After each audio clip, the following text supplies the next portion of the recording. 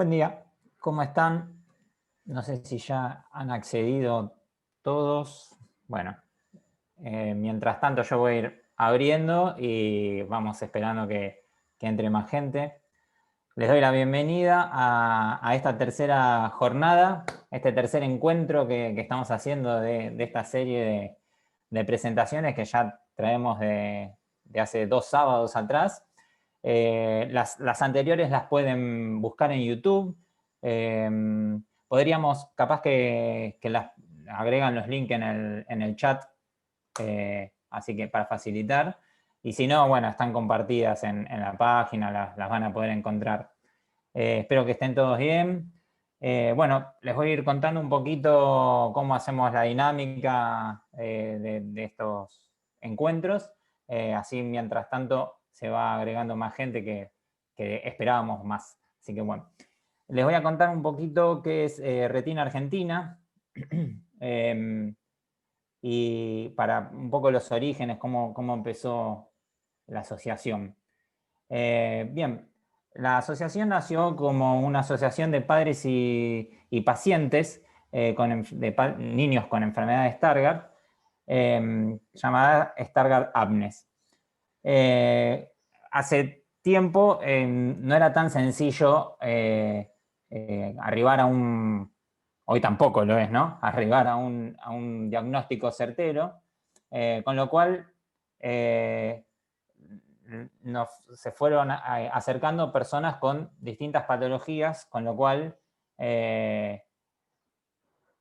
fuimos incorporando o digamos acompañando a personas con distintas problemáticas de la retina.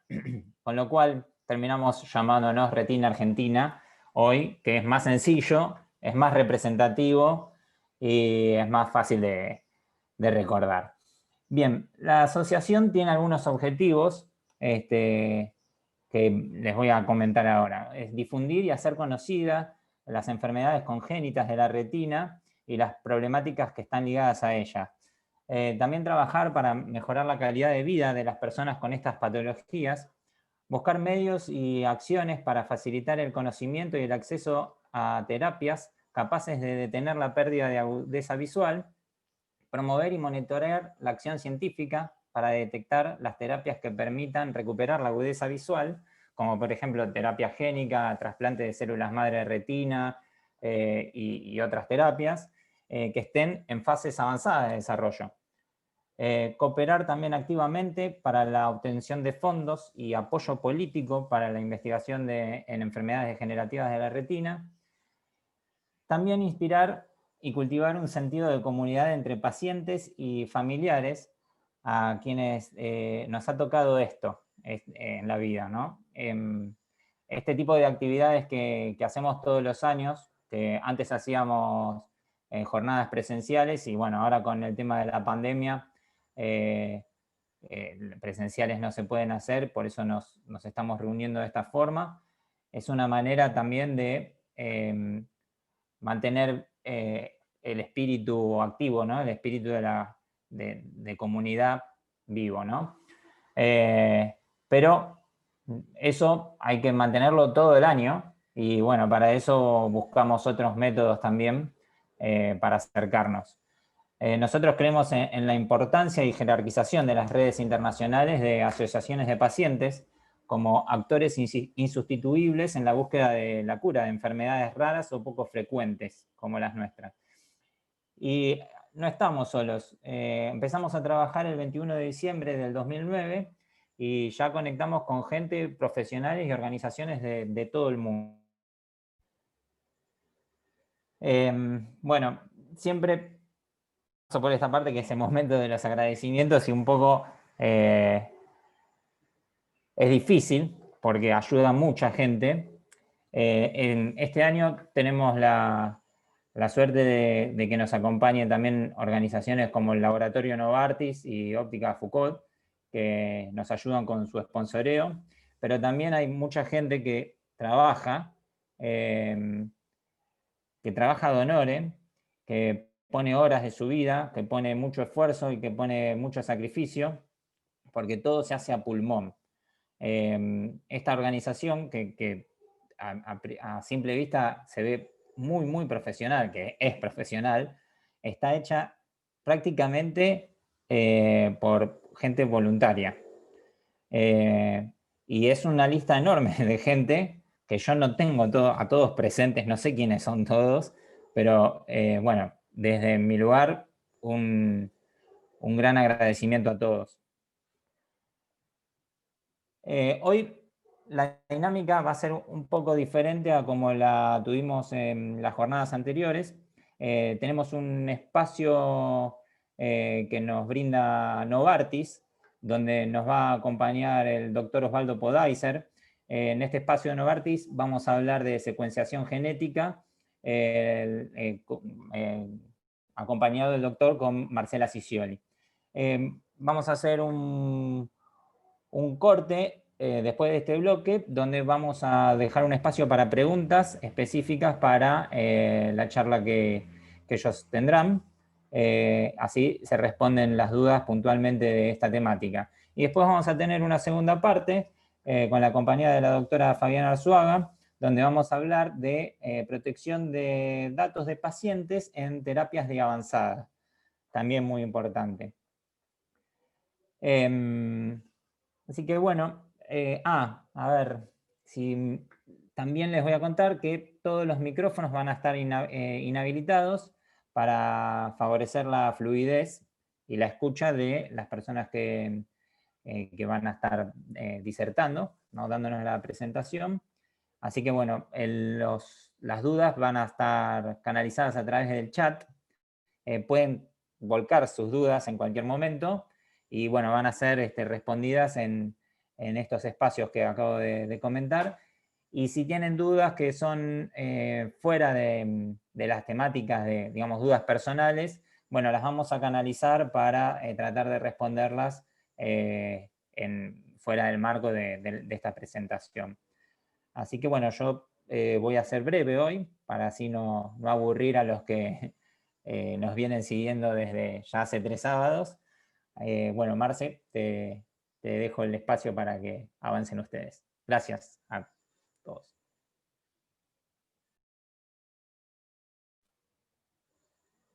Activa el audio, Marce. Bueno, muchísimas gracias, Mati. ¿Ahora me escuchan? Me parece que está ahora, ¿no? Sí. Bueno, muchísimas gracias, Mati. La verdad que hoy es un honor contar con el doctor Podaiser para esta charla, para hablar justamente el diagnóstico genético y medicina de precisión. El doctor Osvaldo Podaiser, aparte de ser un puntal para nuestra asociación desde el inicio y realmente una persona valiosísima a nivel humano, que es lo que más nos importa a las asociaciones de pacientes, es decir, no solamente tener un gran científico del otro lado, sino además de todo una gran persona del otro lado que entiende qué es lo que nos pasa y hacia dónde le apuntamos. Bueno, les cuento para que sepan que, bueno, fue Bachelor of Science and Master of Science en Israel, es doctor en Ciencias Biológicas por la UBA, realizó un postdoctorado en el Instituto de Genética Molecular e Ingeniería Genética en Estrasburgo, Francia, otro en el Kennedy Institute of Rheumatology en Londres, en Gran Bretaña. Tiene actualmente el cargo máximo de investigador de la carrera de investigador del CONICET, es investigador superior del CONICET y además es director del Laboratorio de Terapia Molecular y Celular del Instituto Leluar. Fue director del Consorcio Argentino de Tecnología Genómica, codirector de la Unidad Genocan del Instituto Leluar y director científico del Consorcio Pampa de Genómica. La verdad es que es un gran honor y un enorme placer tenerte, Osvaldo, hoy presente. Y bueno, nada, arranquemos con la presentación y bueno, vamos a charlar un poco más tranquilos. Bueno, gracias. ¿Cómo se dice? Ahí está. Ahora. Quiero poner la presentación. Ahí está. Ya la estamos viendo, ¿no? Está bien. ¿Ya la están viendo bien? Sí, sí, perfecto. Ok. Bueno, ante todo, muchísimas gracias, Marcela, por la oportunidad de poder hablar con los pacientes. Realmente desde el primer momento que empezamos a trabajar juntos fue un gusto.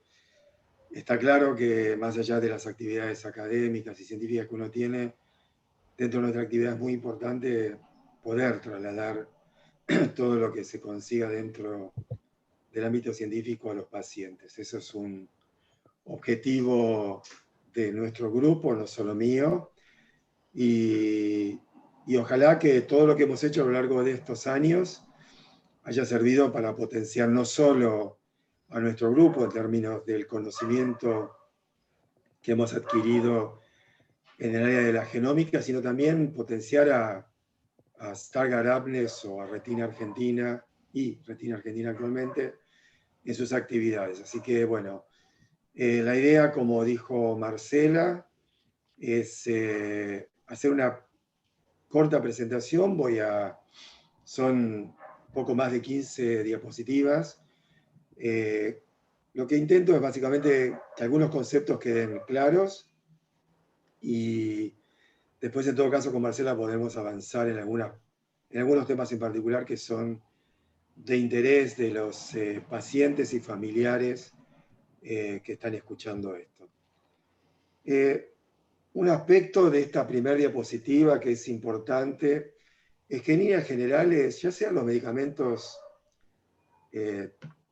habituales que uno suele tomar en la rutina, desde paracetamol, aspirina o algo más complejo como lo que aparece acá en esta diapositiva, que son medicamentos para esclerosis múltiple, para el asma y demás, solamente tienen efecto en algún paciente. Por ejemplo, los números indican que Copaxón, que es un medicamento para la esclerosis múltiple, es efectivo en 1 de cada 16 pacientes. Entonces, eso nos indica que un único medicamento no sirve para todos, ¿sí? Entonces, ese concepto de que hay que ir hacia una medicina de precisión fue lo que impulsó fuertemente lo que es la secuenciación de genes, del exoma clínico, del genoma, que finalmente le da al profesional tratante una herramienta que permite confirmar el diagnóstico clínico y que después le permita a ese mismo profesional la correcta toma de decisiones terapéuticas. Entonces, en esencia, secuenciar genes o secuenciar exomas completos, o sea, la suma de todos los genes, o el genoma completo, es una herramienta que el profesional usa, quien tiene que tomar la determinación, que es el médico tratante, y le sirve y lo ayuda. ¿En qué se usa hoy la secuenciación en general genómica en la medicina moderna? En múltiples temas, por ejemplo, en trasplantes con antígenos de histocompatibilidad, en medicina personalizada en general, secuenciación no invasiva prenatal, ciencias forenses y obviamente, y para lo cual estamos reunidos hoy, en enfermedades poco frecuentes, genéticas, o como se lo llama en inglés, raras, rare diseases. Entonces tenemos que tener en cuenta el concepto de que es una herramienta que le sirve al médico para la ayuda de una toma de decisión. Y acá, para entrar un poco más en lo que es el tema de las retinopatías o de las enfermedades oculares, un concepto que quizás todos dominan, pero simplemente para refrescar, hay dos tipos de enfermedades, donde hay una autosómica dominante o una autosómica recesiva, es decir, en la dominante la mutación, si está en un único gen de las dos copias de genes que hay dentro del material genético que cada uno de nosotros tiene, es suficiente para que esa enfermedad se manifieste, pero la mayor parte de las enfermedades, en particular las de la retina, son recesivas, es decir, es necesario que las dos copias del gen responsable de la enfermedad tengan una mutación y no sean funcionales. De modo tal que puede haber dos padres que lleven una única mutación, no tienen la enfermedad, son completamente asintomáticos, y alguno de sus hijos pueda lamentablemente recibir las dos copias mutadas y desarrollar la enfermedad. Hay un estudio muy importante que acaba de publicarse en una de las revistas más importantes del mundo, en esta nueva diapositiva, y que está basado en un estudio de más de 276.000 variantes en 187 genes asociados con enfermedades hereditarias de retina recesivas, ¿sí? O sea, que las dos copias tienen que estar mutadas, ¿sí? Hay aproximadamente 10.000 mutaciones en esos 187 genes que pueden ser categorizadas como causantes de la enfermedad. Estoy hablando en general de enfermedades de la retina, que a su vez tienen una prevalencia de 1 en cada 1.000, más de 1.300 individuos, y eso suma alrededor de entre 5 y 6 millones de personas a nivel global. Eso implica que alrededor del 36% de la población son portadores asintomáticos de mutaciones que causan algunas de las enfermedades de retina autosómicas recesivas. O sea, 1/3 de la población mundial puede llevar en su interior un gen. Obviamente, esta persona es asintomática, pero puede llevar un gen que en contacto con otra persona puede dar lugar a descendencia que desarrolla la enfermedad. Bien, en esta diapositiva del lado izquierdo hay una torta donde hay algunos nombres de genes que quizás para la mayoría de ustedes no tiene demasiada relevancia, pero para los que estamos trabajando en el área de la genómica son importantes, por lo que viene en la próxima diapositiva. Pero fíjense que hay un gen que se llama ABCA4, que está presente en el 30% de los casos de enfermedades asociadas, lo que se llama enfermedades autosómicas recesivas, ¿sí? El gen USH2A lo mismo, y después hay un menor porcentaje de otros genes. Pero estos dos genes en particular son muy prevalentes y hay muchas mutaciones dentro de cada uno de estos genes que terminan con un gen no funcional, perdón, con un gen mutado y por ende con una proteína no funcional. Entre las enfermedades tenemos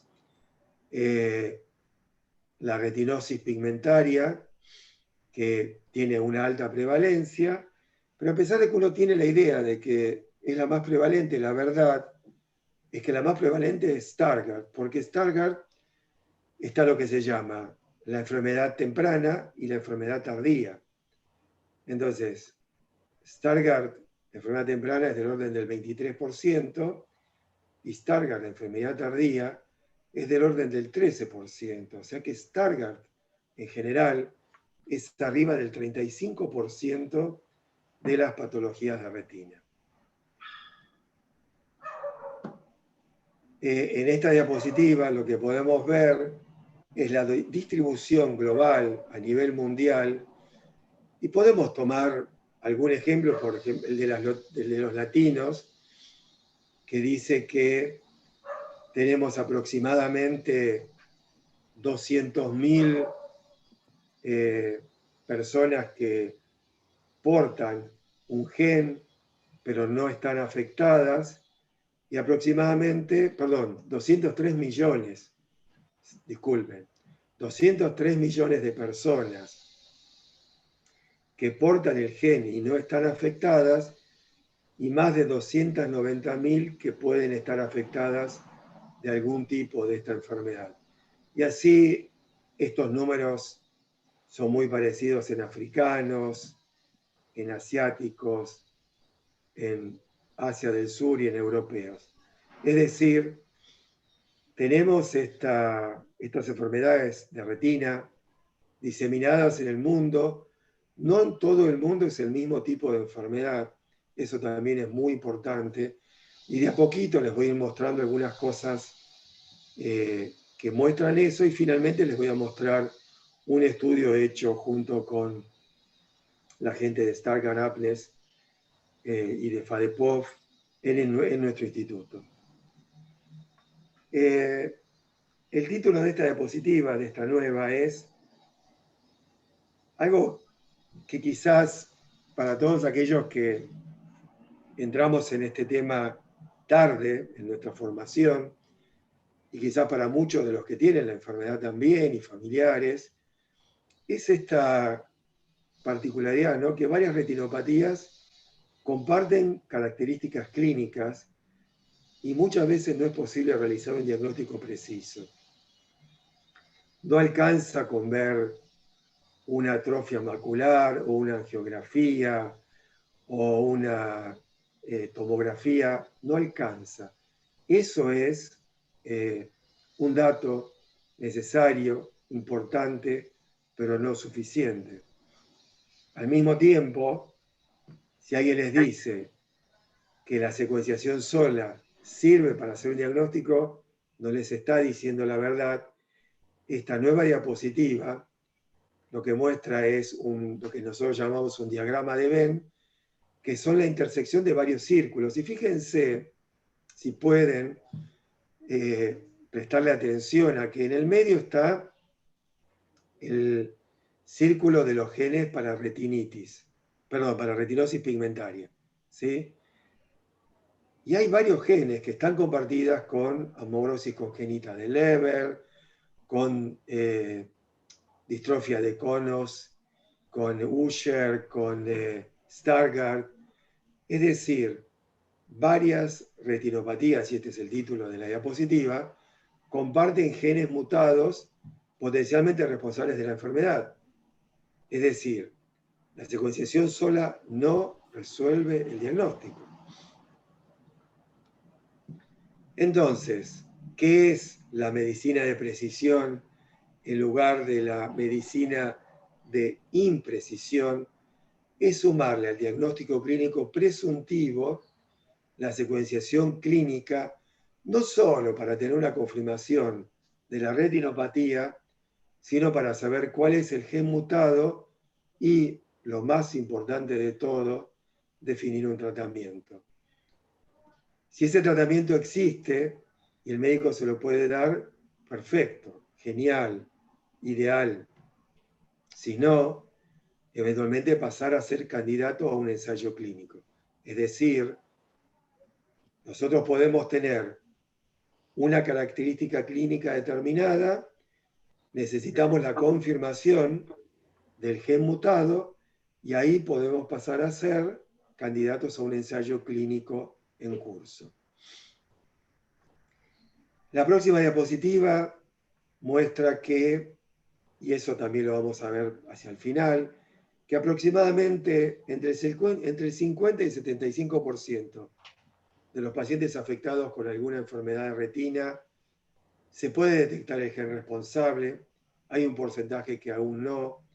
Acá hay muchos datos, yo después todo esto se lo voy a dejar a la asociación para que, si quieren, se puede distribuir. Pero es importante saber que el 80% de las cegueras producto de estas enfermedades pueden ser prevenidas, curadas, o su progresión retrasada si se la detecta a una temprana edad. Y ahí, por eso, es tan importante el diagnóstico temprano y, por encima de todas las cosas, preciso. Le sumamos a esto, obviamente, en la próxima diapositiva pueden ver dos imágenes que muestran lo que es un banco. Estos no son los bancos habituales que uno puede ver. cuando va realmente a un banco financiero. Estos son bancos de muestras de tejidos, de muestras primordialmente, de muestras de ADN. Entonces yo acá digo que esto es el pasaje del consultorio del patólogo o del consultorio clínico que toma la muestra a biobancos que son pueden ser multicéntricos. Recién se hablaba justamente de la importancia de tener colaboraciones a lo largo y a lo ancho de todo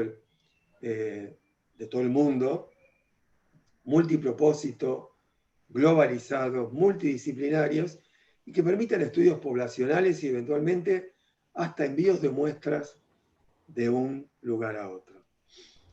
Y lo que nosotros llamamos el círculo virtuoso arranca en esta diapositiva. Si alcanzan a ver, digamos, la flechita, el paciente afectado, a partir del cual se saca una muestra de sangre. Esa muestra de sangre va al biobanco y al mismo tiempo a una secuenciación. Esa secuenciación se analiza, se detecta cuál es la mutación, ¿sí? Y a partir de ahí, esa persona recibe un tratamiento o puede ser candidato a nuevos tratamientos, por ejemplo, como se mencionó al principio, en terapia génica o en terapia celular, ¿sí? De hecho, hay hoy por hoy, este dato es de hace aproximadamente una semana, 38 estudios clínicos de terapia celular y genética en el área de enfermedades de la retina. Les cuento en las últimas 3 diapositivas que esto se hace en Argentina, básicamente, y es quizás el mensaje, aunque seguramente lo vamos a conversar más tarde con Marcela, pero de lo anterior hay 2 mensajes. Uno es, el diagnóstico clínico no alcanza y la secuenciación sola no alcanza, se requieren ambas. Ambas pueden dar la respuesta definitiva a cuál es el origen de la enfermedad. El segundo, es muy importante almacenar las muestras, de modo tal de que si aparece algún gen relevante en el futuro, tratar de ver si alguno de este 25% de los pacientes que antes no se había podido detectar el gen responsable, ahora sí. Y lo que hemos hecho, y algo que se va a hablar obviamente, que es de qué manera se guardan estos datos, que se va a hacer el tema de la doctora Fabián Arzuaga. Lo que hicimos nosotros fue junto con Stargardt Abnes, principalmente. Después vamos a hablar un poco de la importancia de estas asociaciones de pacientes, pero ya les digo, esto sin Stargardt Abnes no se hubiera podido hacer. El trabajo que ha hecho Marcela en particular, mucha de la gente que la ayuda, pero la organización como tal fue impresionante. Y en este caso, como se conocían 4 genes asociados a la enfermedad, no solo ABCA4, como aparece acá, sino que había evidencias de otros 3 genes más, que no importan mucho los nombres, pero bueno, se hizo un diseño para poder secuenciar las muestras de estos casi 100 pacientes, y lo que se hizo fue recibir el diagnóstico clínico, que en general vino primero de la asociación Stargardt Abnes, llegó al Hospital Garrahan, que no me quiero olvidar también, que tuvo un rol fundamental acá. Se obtuvo la muestra, y esa muestra fue a nuestro instituto, donde se extrajo el ADN, se secuenció, se hicieron los análisis, se encontró el gen mutado, se hizo la elaboración del informe del resultado, el informe clínico, esto volvió al Garrahan, se le entregó al paciente y se le hizo un asesoramiento genético. Eso que parece en una diapositiva, yo me sonrío un poco, ¿no? Porque es un esfuerzo de años de trabajo, de gente de nuestro grupo, de gente del grupo de genética de de Garrahan, de la gente de Stargarabne, de Fadepov, realmente ahora está en 3 diapositivas y parece poco. Pero bueno, finalmente se secuenciaron 95 pacientes, se encontraron 160 variantes en el gen ABCA4, es decir, hay pacientes que tienen más de una mutación. ¿Ok? Por eso, mutación o variante. Variante en este caso es mutación. Por eso es que hay más variantes que pacientes. Eso es el 82% de los pacientes. O sea, pudimos encontrar variantes en el 82% de los pacientes. El 81% tuvo una aparición temprana de la enfermedad, que en este caso es definida como previa a los 17 años. ¿Sí? De las 160 variantes, había 79 variantes diferentes, es decir, varios pacientes tuvieron la misma variante. ¿Okay?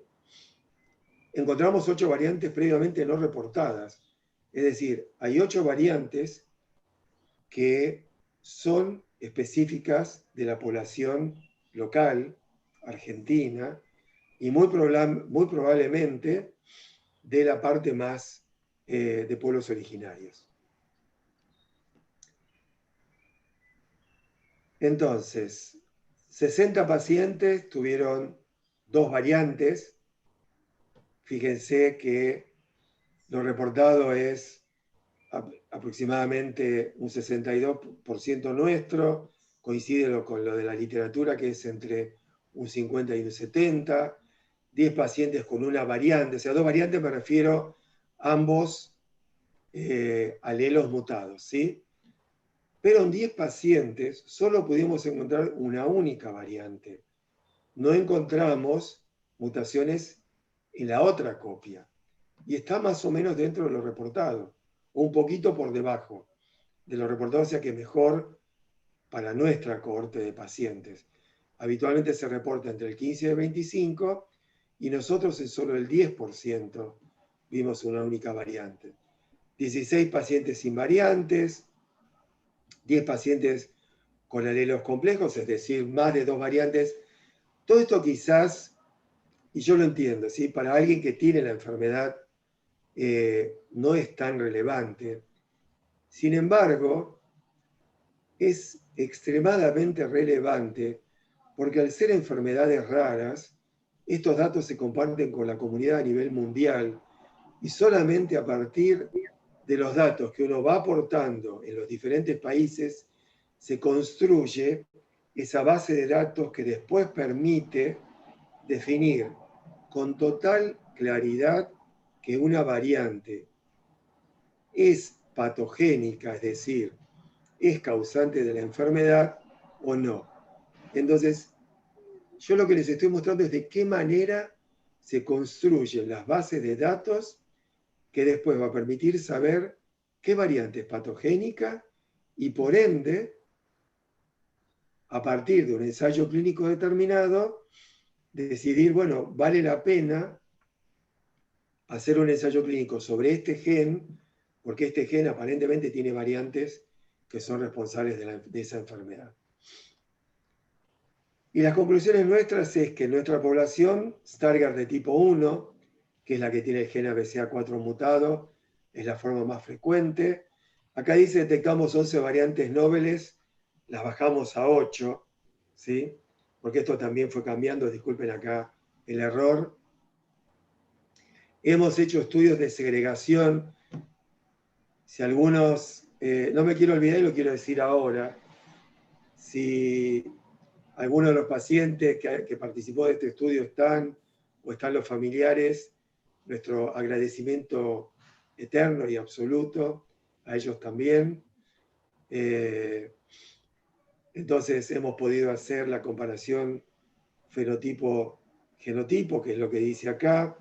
En particular, establecer la relevancia de las mutaciones nobles en la edad de aparición de la enfermedad, si es Stargardt temprano o tardío, y algo que fue absolutamente inesperado, es que el espectro de variantes en ABCA4, y desde ya las variantes nobles, ¿no? Pero en general, las variantes en ABCA4 difieren significativamente de lo que se reportó en México y Brasil. Hay un estudio previo en México, otro estudio previo en Brasil, y el nuestro en Argentina muestra que las variantes son significativamente diferentes. Estamos terminando el trabajo, que se vio obviamente dilatado, principalmente porque había que validar las variantes, también testeándolas en los familiares de los pacientes, después todo esto del COVID. Pero por suerte estamos ya terminando y calculo que antes de fin de año estamos mandando esta publicación. Les vamos a mandar una copia a Stargardt Apnes para que lo tengan también. Así que bueno, eso es todo lo que tenía para comentarles. Voy a parar de compartir esto y estamos de vuelta. Bueno. Bueno, excelente la presentación, Osvaldo, clarísima. Y bueno, los resultados, bueno, estábamos al tanto, venimos conversando sobre esto y demás, y realmente los resultados han sido muy interesantes. Sabemos que nuestra población tiene digamos, un porcentaje importante de pueblos originarios, o sea, genéticamente tenemos una cantidad de variantes y demás, y es cierto, o sea, tanto en esta patología como en otras, siempre se ve que realmente no tenemos la misma, digamos, la misma configuración de variantes, o sea, por ahí las mismas, pero no en las mismas proporciones que tienen otros países de Latinoamérica, y realmente son reportes importantísimos. Yo voy a hacerte una serie de preguntas, porque digamos, son preguntas que los pacientes han ido haciendo reiteradamente y que creo que, bueno, que está buenísimo que vayamos contestando. Algunas de estas preguntas ya las contestaste dentro de la presentación, las voy a saltear para que nos dé el tiempo y podamos conversar. Pero bueno, justamente teniendo en cuenta todo lo que es necesario para poder llegar a un diagnóstico preciso, es decir, creo que está clarísimo de esta presentación que hasta que no tenemos el diagnóstico preciso no tenemos herramientas para saber para dónde vamos, es decir, que realmente hay que hacer las cosas, hay que hacer todas las cosas, las que son más fáciles de hacer y las que son más complejas, como por ejemplo llegar al diagnóstico genético también, o sea, y las dos cosas hay que complementarlas para el diagnóstico preciso.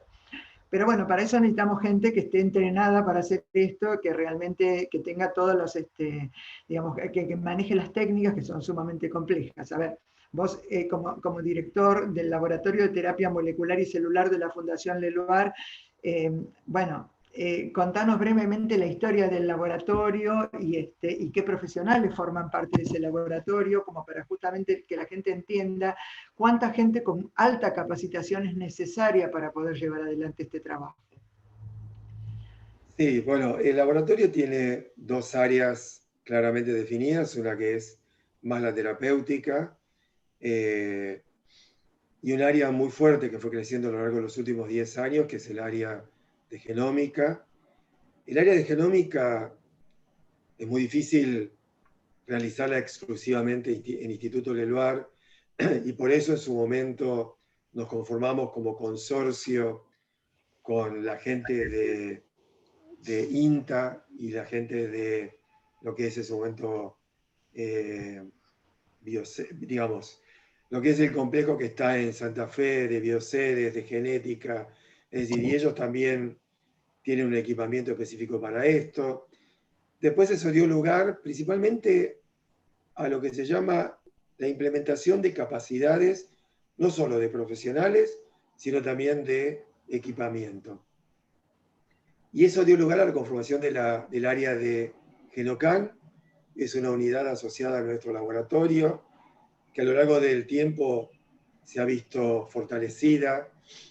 El área de Genocan en particular tiene entre 4 y 5 personas, pero trabaja con muchísimos hospitales. Trabajamos muy fuerte con el Hospital Austral, en la localidad de Pilar. Hay equipamiento en Instituto Leluar, también hemos comprado un equipo nuevo a partir del consorcio Pampa de genómica que está hoy en Pilar, en la Universidad Austral. Es decir, tenemos un grupo central de alrededor de 5 personas pero nos asociamos con hospitales que hacen la toma de la muestra, enviamos a secuenciar a diferentes lugares, dependiendo de si nosotros podemos hacer la secuenciación o lo mandamos a Pilar, donde nosotros también coordinamos, digamos, la secuenciación, ya que todo se prepara en nuestro instituto y después se lleva al equipo que está en Pilar. Es decir, es toda una red, porque los equipos son muy, muy caros. Estamos hablando de equipos que salen cerca de $1 millón. Hacer la secuenciación no es barata tampoco. Entonces, es absolutamente imprescindible hacer todo esto en red. Pero bueno, lo estamos haciendo, estamos secuenciando en la Argentina desde hace muchos años y seguiremos haciéndolo. Y seguiremos insistiéndoles para que abordemos más patologías. Justamente, o sea, pobre Osvaldo, es una tortura cada vez que habla conmigo, digo, además podríamos... Bueno. Sí, eso lo explico en un segundo. Marcela, quizás ahora un poquito menos con todo esto de COVID, nos fue muy difícil, pero hay un tema también, para poder disminuir costos es importante que haya muchas muestras de una sola vez, o sea, son cosas que hablamos siempre con Marcela y realmente son muy importantes para planificar este tipo de cosas. Pero que se pueden hacer en Argentina, no hay duda al respecto. ¿Sí? Bueno, sí, y queremos aprovecharlo, claramente queremos aprovecharlo. Estamos justamente, la idea es diseñar opciones para poder aprovecharlo. Obviamente hay que dar esta respuesta, porque obviamente las posibilidades de diagnóstico genético hace 10 años eran algunas, pero en este momento la respuesta creo que es diferente. O sea, ya lo que vos venís explicando sobre, bueno, el proyecto Stargardt, que ya se hizo hace algunos años, pero bueno, la respuesta que podemos dar ahora, por ejemplo, de cómo hacer una secuenciación y cómo llegar a un resultado, creo que es sustancialmente diferente. Porque además hay otro horizonte en el camino, entonces sabemos que necesitamos que para que el paciente sea candidato, esto lo tiene que tener. Entonces, realmente creo que, bueno, que a partir de ahí pudimos empezar a apuntar ya no solamente a tener el diagnóstico preciso, sino podemos empezar a apuntar a que haya una terapia posible o a participar en el desarrollo de esa terapia posible. Es decir, bueno, claramente esto fue cambiando a lo largo de este tiempo desde que empezamos a trabajar. Entonces, bueno, básicamente... Lo que nos importa, lo que les importa fundamentalmente a los pacientes es, bueno, muy bien, ¿qué necesitamos? ¿Cómo abordamos esto? ¿Desde qué lugar? O sea, seguramente con Fabiana vamos a abordar más puntualmente el tema de derecho con respecto a esto, pero sí es muy importante que cómo coordinamos el tema del manejo de los datos, por ejemplo, en un ensayo, vamos a poner, por ejemplo, el que hicimos en conjunto, que es el de Stargardt. Justamente, ¿por qué nos parece tan saludable, digamos, hacer esto de la manera correcta? ¿Qué nos habilita a hacer esto de la manera correcta? Justamente cuando manejamos datos de pacientes. No, si hay algo que está muy claro, es el hecho de que estos datos tienen que ser salvaguardados de la manera más adecuada posible. Por ejemplo, nosotros en nuestro instituto nunca tuvimos acceso al nombre del paciente. La muestra del paciente llegó codificada desde el Garrahan. Entonces nosotros no hemos podido en ningún momento asociar el dato del paciente a su nombre. Obviamente existen criterios de seguridad, pero quizás eso va a estar abordado más por el lado de Fabiana. Yo le quiero hacer quizás un poquito más de hincapié, es en la importancia de las organizaciones como Stargardt, de lo que se llama, en inglés se les llama stakeholders, que son estas asociaciones que representan el interés de los pacientes, ¿sí? Si a mí mañana se me ocurre, o alguna de las personas del grupo, se nos ocurre, bueno, vamos a secuenciar a todos los pacientes que tienen alguna enfermedad, no sé, por ejemplo, Alzheimer, para ver cuál es la incidencia de ciertas mutaciones en Alzheimer que podrían están asociadas con la enfermedad y uno podría eventualmente en familiares poder predecir si los familiares también podrían desarrollar la enfermedad. Yo digo, bueno, ¿a quién recurro? Y tengo que recurrir a la asociación de pacientes o la asociación de familiares de pacientes que tiene que ver con esta enfermedad. Y es de aquí que cuando hicimos eso con Stargardt, nos encontramos con una asociación que tenía los datos de todos los pacientes, tenían datos clínicos, estaba el doctor Hidalgo, que había hecho un estudio clínico previo. No les voy a decir que fue muy fácil, pero realmente puedo decir que no fue muy fácil acceder a la información porque de todas maneras representó muchísimo trabajo, hubo que lograr la autorización del Garrahan, del instituto nuestro y demás, pero fue muy fácil trabajar con Stargardt-APNES, y me parece que ese es el concepto más importante. Es muy, muy relevante que los pacientes se agrupen en asociaciones que son las que van a pelear por ellos, ¿sí? Y son las que van a lograr en definitiva, y lo voy a decir con todas las letras, torcerle la mano a quienes son aquellos que tienen que tomar las decisiones, por ejemplo, de que se reconozca, entre otras cosas, este tipo de secuenciación como algo que a los pacientes le tiene que llegar en forma gratuita. Entonces, digo, las organizaciones intermedias o estos stakeholders tienen un rol central. Después, obviamente, ya hay un tema de cuidado de datos, de anonimización, de qué tipo de niveles de seguridad tiene que tener esta información. Como nosotros tenemos muchísima experiencia trabajando con el Instituto Nacional de Cáncer de Estados Unidos y con, hasta el día de hoy, 5 hospitales diferentes, tenemos salvaguardados datos, por ejemplo, de más de 1000 pacientes en una nube, de modo tal de que todos tienen acceso solamente a través de un password específico que maneja una única persona. O sea, todo esto se puede hacer y todo esto lo que hace es esencialmente salvaguardar la privacidad de cada uno de nosotros. Bueno, vos lo venís comentando, pero bueno, la realidad es que, bueno, para nosotros el trabajo conjunto fue fantástico, realizar el trabajo, o sea, sí nos gusta saber cómo fue para ustedes, porque no es solamente la sencillez de tener disponibilidad de datos, o sea, realmente hemos tenido un intercambio enorme, bueno, acompañando obviamente para hacer eso, y bueno, por eso para nosotros es importante también. No quería hablar de las veces que ibas a Garrahan con los pacientes, te quedándote allá. No, lo que pasa es claro, es un trabajo muy duro y hay que lograr realmente comprometer a mucha gente en todo esto. Es un trabajo, digamos, hay que tener el desprendimiento de gente como Marcela o eventualmente Florencia también y otra gente que acompañó esto, que realmente dieron mucho de su tiempo para que todo esto pudiera crecer tanto. Y a nosotros nos encanta hacerlo. O sea, creemos que de alguna manera podemos devolverle a la sociedad, aunque sea mínimamente, lo que la sociedad está aportando para mantener todas estas estructuras científicas en la Argentina.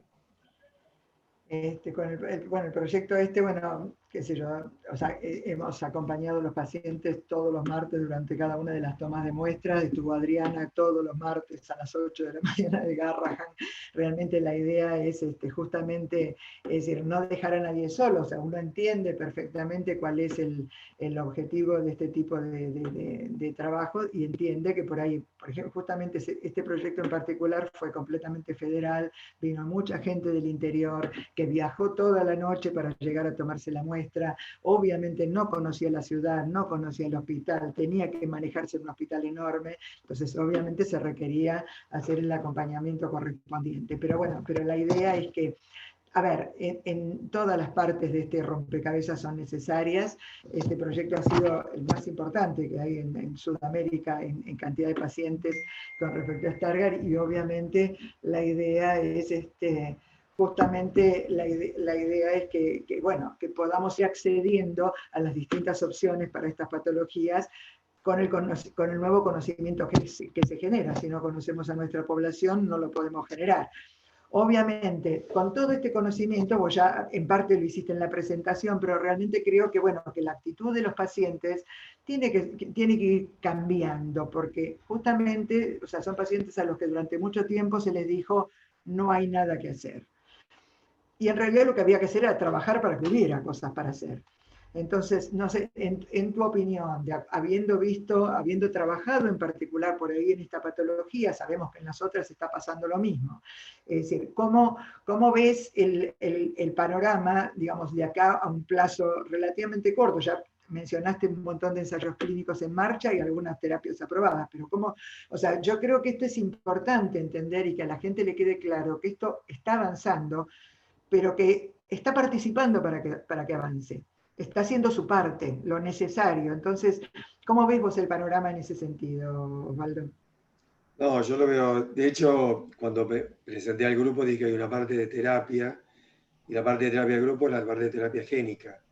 No quiero hablar, digamos, de lo que nosotros estamos haciendo en particular, pero sí del área. El área es un área que ha crecido de una manera exponencial en los últimos años, y eso ha llevado a que, más allá de la terapia celular, que también existe como trasplante de células madre de retina, la terapia génica en el área de enfermedades de la retina, justamente para Stargardt, es muy importante, pero ya hay un producto aprobado en la amaurosis congénita de Leber. Hay otras estrategias genéticas que no son de terapia génica que buscan reparar genes. Yo veo eso de una manera brillante en el futuro. En lo personal, que vengo trabajando en terapia génica hace 25 años, me parece que es como ver plasmado a lo largo del mundo una disciplina por la cual mucha gente hizo muchísimo trabajo, y ver que hay productos en el mercado que les llega a los pacientes, más allá de que obviamente no hemos sido nosotros lo que hemos logrado, pero sí hemos contribuido con nuestros estudios a lograr que parte de estas cosas ahora le lleguen a los pacientes, ver que en otras terapias génicas hay chicos argentinos que son parte de estos estudios clínicos. Yo doy charlas en la facultad con estas terapias génicas de los chicos que están en la burbuja, con otro tipo de enfermedad hereditaria, y son chicos que ahora tienen una calidad de vida perfecta, son inmunodeficiencias severas y combinadas. Es decir, la terapia génica, la terapia celular, ojalá la combinación de ambas, ¿sí? Realmente creo que han cambiado la visión de la humanidad en general de lo que es el tratamiento, y desde ya lo que es la medicina personalizada, que no es ni más ni menos que darle a cada paciente lo que necesita, y para eso el paciente, la persona que afectada de una enfermedad, tiene que tener la mayor cantidad de información posible.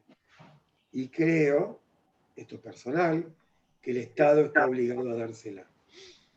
Creo que en este momento, para una enfermedad hereditaria, sabiendo que la secuenciación de genes define si un paciente puede ser candidato a un ensayo clínico, es prácticamente ineludible que el Estado tiene que garantizar eso. ¿Sí? Bueno, uno se enferma de lo que se enferma, no elige, es decir, que claramente no tiene enfermedades caras o baratas, tiene la que tiene. Si somos ciudadanos, somos todos ciudadanos de primera, o hay algunos de primera o de segunda, de acuerdo al costo de la enfermedad, no debería ocurrir. Claramente ese es un planteo, obviamente, al que tenemos que apuntalar, pero justamente que se trabaja desde las organizaciones de pacientes, ¿no? Justamente parte de la defensa del paciente implica justamente tomar esa postura, ¿no? Bueno, a ver, en particular yo, o sea, tengo claro, digamos, que el centro por ahí de investigación de ustedes como grupo ha sido cáncer y obviamente durante muchísimos años, y en particular tengo clarísimo que tenés un montón de diseños experimentales en terapia génica en relación con esto y pues, la mayor experiencia que puede haber en el país en esto. Entonces, realmente, justamente a los pacientes por ahí les cuesta pensar qué significa esto, pero bueno, el diseño, contanos un poquito cómo se hace el diseño en general, obviamente no vamos a hablar de ningún producto en particular, pero en general de esto, porque digamos, por ahí a alguno todavía le cuesta pensar cómo se maneja, digamos, cómo se enfoca esto como trabajo, digamos. ¿Te referís al diseño de un...? ¿Cómo diseñas un vector, digamos? ¿Cómo diseñas un Ah, vector? ok, bueno. Sí, había entendido entonces correctamente. No, es simple de explicar, no simple de hacer, pero lo principal es saber si hay un gen responsable de la enfermedad. Una vez que hay un gen responsable de la enfermedad, uno, hoy por hoy, después de muchos años de trabajo a nivel mundial, obviamente el gen per se no se puede administrar. El punto es encontrar dónde está la mutación. Encontrar dónde está la mutación, uno toma una copia del gen normal y lo incorpora por ingeniería genética dentro de un virus, que es un virus inocuo, al cual se le han eliminado prácticamente todos los genes que generan algún tipo de patología, pero cuyo mayor efecto puede ser un resfrío. Entonces, esos mismos virus que ustedes hoy están escuchando, adenovirus, que están escuchando para COVID, que la vacuna rusa, que la vacuna de AstraZeneca, que la de... Bueno, esos mismos virus, adenovirus, u otro parecido, son los que se usan para poner en su interior, por ejemplo, el gen ABCA4, y ese gen ABCA4, una vez que ese nuevo virus que tiene adentro el gen ABCA4 está construido, se hace la producción, se produce, se hace una escala de producción a nivel farmacéutico, industrial, se lo pone dentro de una ampolla y cuando viene el paciente que tiene la afección, en líneas generales, se saca con una jeringa y eso obviamente ya es tema de especialidad de cirujanos de retina, toman en la jeringa un volumen determinado y lo inyectan en la subretina.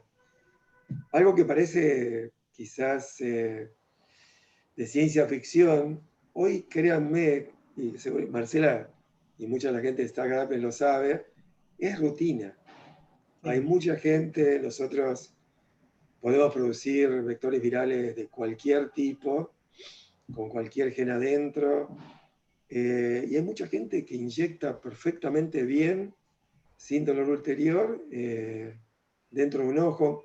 El ojo tiene la particularidad también que hay mucho desarrollo porque se lo llama inmunoprivilegiado, es decir, no hay una reacción inmunológica que podría evitar que el virus pueda ser activo. Entonces, el ojo en particular ha tenido una gran inversión de dinero y de recursos, esfuerzos de muchos laboratorios a nivel mundial para avanzar y de hecho se está avanzando de una manera absolutamente increíble en los últimos años. Así que bueno, en resumidas cuentas es más o menos eso. Y bueno, y básicamente la idea es que lo podemos hacer acá, que justamente es nuestro objetivo. Es decir, el tema está buenísimo que podamos participar de un ensayo clínico que se haga en otro país, a lo mejor porque, digamos, porque hay ciertas facilidades previas y demás, pero bueno, tenemos la gente que maneja los virus, como vos, tenemos la gente digamos, tenemos excelentes cirujanos de retina y tenemos que coordinar las acciones para que justamente para que el país tenga acceso. Y tenemos además, no hay que olvidar, excelentes, al menos 2 lugares excelentes para hacer este tipo de estudios clínicos. O sea, con monitoreo. O sea, Argentina realmente tiene profesionales de primerísimo nivel en todo lo que tiene que ver toda la estructura tecnológica alrededor de lo que podría ser eventualmente un ensayo clínico en este tipo de enfermedades. Sí. Bueno. Hasta para el diseño de vectores virales acá mismo. Sí. Sí. Sí. Bueno, o sea, obviamente, o sea, una de las preguntas era justamente cómo ves el panorama, y bueno, lo vemos promisorio. Es decir, está claro que, bueno, que obviamente tenemos que, o sea, tendremos que luchar para el acceso, naturalmente. Estas son terapias que, bueno, cuando se venden son muy caras, pero la realidad es que lucharemos para el acceso como corresponde, pero la verdad es que creo que estamos en condiciones, y que obviamente la visión de los pacientes en ese sentido tiene que ser sumamente, digamos, positiva, y bueno, y colaborar para que pueda avanzarse más rápido, ¿no? Porque básicamente esa es la idea. Bueno, Osvaldo, más o menos estamos en la horita. Yo sé que, digamos, que bueno, te sacamos una hora un sábado a la mañana. No, Estamos por favor, enormemente agradecidos. al Sabemos que estás siempre ahí al pie del cañón, y que contamos con vos, y la verdad que es un enorme placer conversar con vos cada vez que hablamos.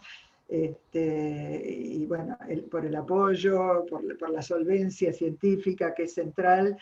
Y porque, bueno, justamente sos el tipo de gente a la que uno consulta cuando tiene estas cosas entre manos, y dice, bueno, realmente necesito a alguien que sepa y nos saque dudas con respecto a esto, a ver cómo avanzar. Así que, con la colaboración de siempre, así que te agradezco enormemente la participación. Hay algunas preguntas. Sí, estuve viendo varias preguntas que fueron apareciendo. Sí. Algunas preguntas que fueron apareciendo, pero fundamentalmente, bueno, básicamente con respecto a la cuestión, o sea, por ahí la que me parece que podés contestar así es si el medio ambiente tiene incidencia en la mutación, que es una pregunta. Bueno, obviamente, sí que... Sí, digamos, el medio ambiente como tal, lo que hace es modificar la actividad de los genes.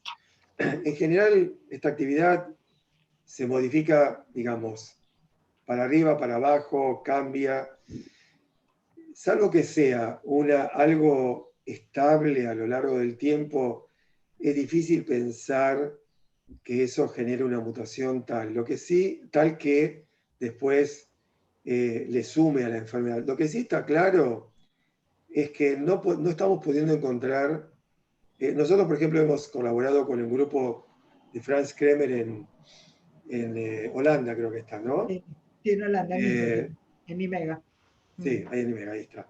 Y le hemos enviado muestras de pacientes que nosotros o habíamos encontrado una única mutación o no habíamos encontrado mutaciones, y hemos resuelto prácticamente todos, pero finalmente nos han quedado 5 pacientes a los cuales no se le han encontrado mutación. Tiene características clínicas de Stargardt y no sabemos. Entonces, evidentemente hay algo que desconocemos. El medio ambiente como tal sí puede afectar en otras enfermedades. De hecho, la que nosotros estamos trabajando muchísimo, que es cáncer, sí.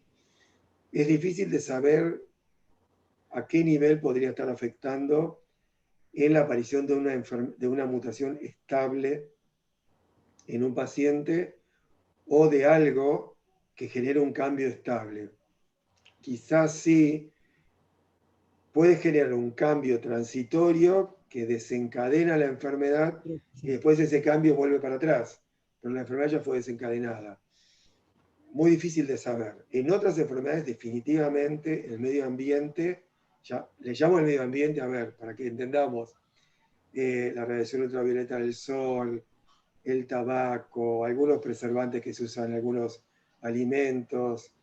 Digo, a eso hablo de medio ambiente. Sí, No ir caminando por la calle y no eso, sino este tipo de cosas. Así que bueno, Marcela, te agradezco enormemente. La verdad que es un gusto, como siempre. Es un gusto charlamos mucho cada vez que hablamos. Así que bueno, estamos en contacto y vamos a ir avanzando. Seguimos avanzando. Como ya les dije, tenemos cosas en el tintero.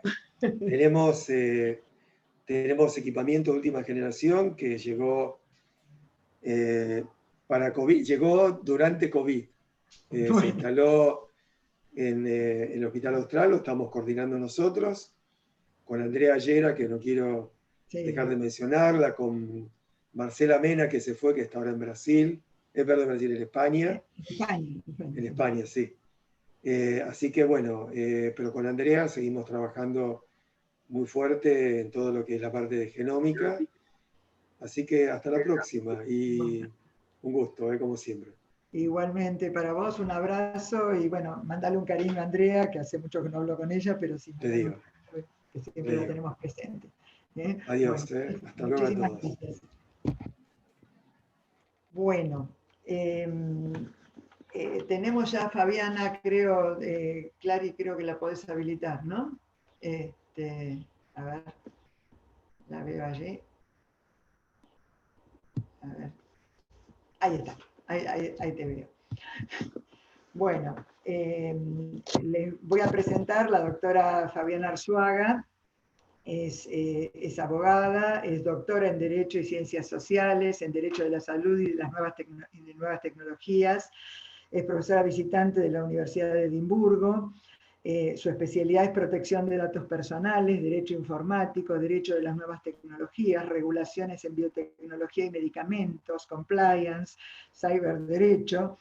Es coordinadora de la Comisión Interministerial en Terapias de Avanzada, que son justamente las que a nosotros nos interesan como comunidad de pacientes.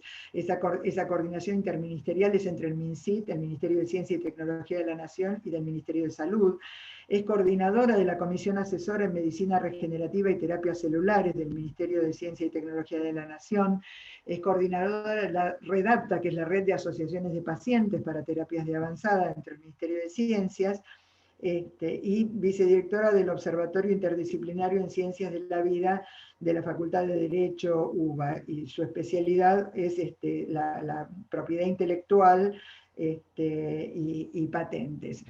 Realmente, bueno, con un currículum impresionante y con una calidad humana fantástica, porque siempre está disponible a tiro de celular, WhatsApp, mail, lo que sea. O sea, la hemos llamado desesperados para ver cómo le contestamos a los chinos para ingresar a los chicos en terapia génica, y Fabiana siempre está allí disponible. Así que, la verdad, Fabiana, un placer que nos acompañes hoy, y bueno, la idea en nuestro caso es justamente empezar digamos, a que los pacientes sepan cómo es nuestra interacción, cómo es el trabajo que podemos llegar a hacer en conjunto, justamente haciéndote una serie de preguntas, que nos cuentes un poco qué son estas comisiones y de qué manera trabajamos, porque son plataformas centrales para el trabajo de los pacientes, con los pacientes, y que realmente es importantísimo. Bueno, antes que nada, bienvenida. Tenés muteado el micrófono, fíjate si... a ver. Pensé que se iba a desmutar solo. Ahí está. Bueno, muchísimas gracias, Marcela, y a todas las asociaciones que están participando en este evento. Para mí es un placer, y bueno, siempre al servicio de mejorar la salud de todos nosotros, y de poder colaborar en todo lo que esté a nuestro alcance y aún más allá. Que creo que, bueno, que lo que hemos logrado a lo largo del trabajo coordinado en estos años lo demuestra. Bueno, yo no sé si te parece, les cuento brevemente el rol de las comisiones. La Comisión de Medicina Regenerativa y Terapias Avanzadas del Ministerio de Ciencia y Tecnología inició su tarea en el año 2007, y fue, digamos, trabajando sobre la necesidad de creación de marcos regulatorios para los nuevos medicamentos que ya se veía en aquel entonces, las terapias con células madre, o las terapias en donde se utilizan células o material biológico con un fin terapéutico, básicamente. Es decir, ya no son trasplantes, sino que funcionan como medicamentos dentro del cuerpo, del receptor. El mundo comenzó a regular, y gracias a Dios Argentina, a partir del trabajo de esta comisión, pero con un sinnúmero de actores relevantes en la materia, en donde las asociaciones de pacientes fueron un actor clave desde el año 2014, que hemos creado la REDAPTA, y que permitió en el año 2018 que Argentina tenga una regulación para los medicamentos de terapia avanzada armonizada con la regulación de la Unión Europea y de Estados Unidos, es decir, con la EMA y la FDA, que son las dos agencias regulatorias, lo cual posiciona a nuestro país en un lugar en donde puede intercambiar esta tecnología con mucha mayor facilidad a que si no tuviera este marco no, de gobernancia, podríamos llamarle, porque además de las normas, las regulaciones, hay toda una malla de contención y de social que hace que esto funcione como norma. Y básicamente es eso. Marce, si querés podemos después profundizar un poquito más, sí, para no detenerme tanto en el... ¿Esta plataforma existe en muchos lugares o es o sea, pues yo la conozco acá en Argentina y por lo que hemos visto en Singapur fue bastante sorprendente. Yo creo que es digamos que tenemos esta interrelación con este tipo de plataformas, yo no la conozco en otros países donde tengamos tanto... Sí. Con relación, ¿te referís al marco regulatorio, al marco normativo? El marco regulatorio y a digamos, al hecho de tener una comisión dentro del ministerio en el cual, sí, con la cual nosotros podemos interactuar en forma directa, sí, como asociaciones de pacientes.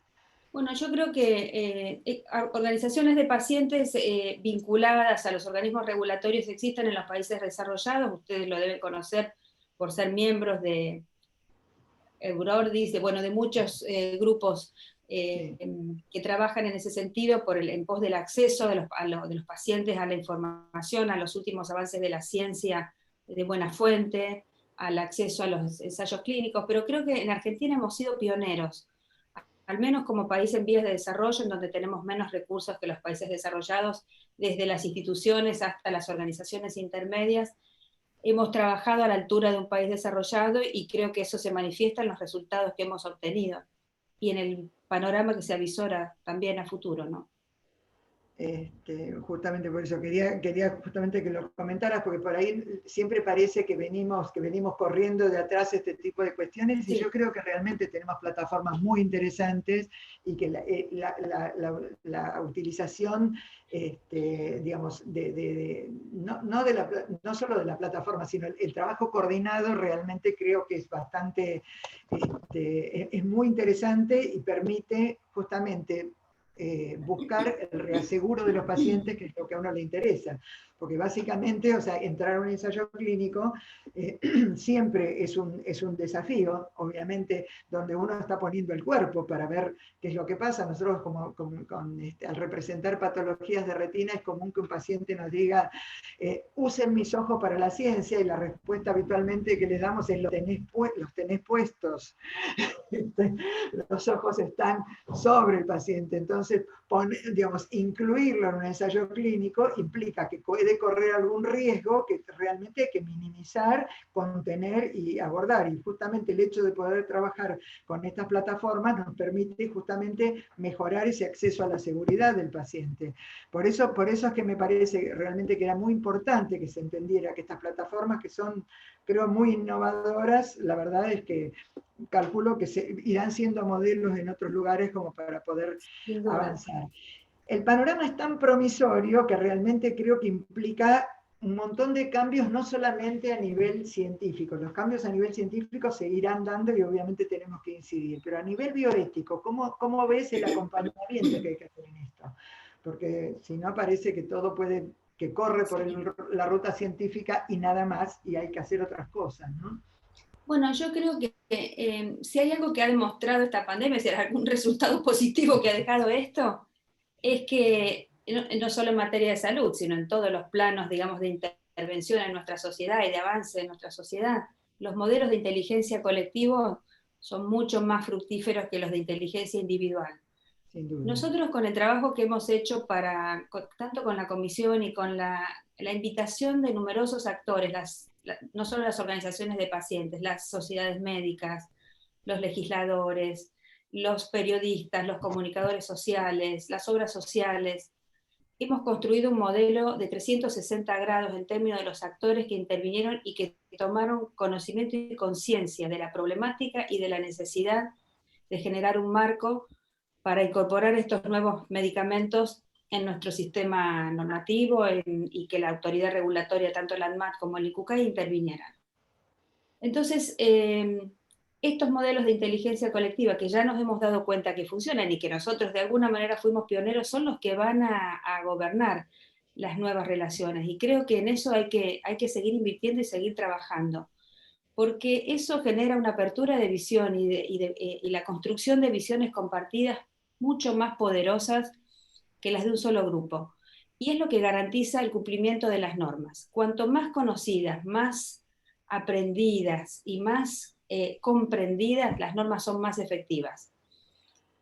Y si no funcionan, hay muchas más posibilidades de modificarlas de una manera que la norma funcione como un organismo regulador de la conducta social. Y creo que esa es nuestra misión.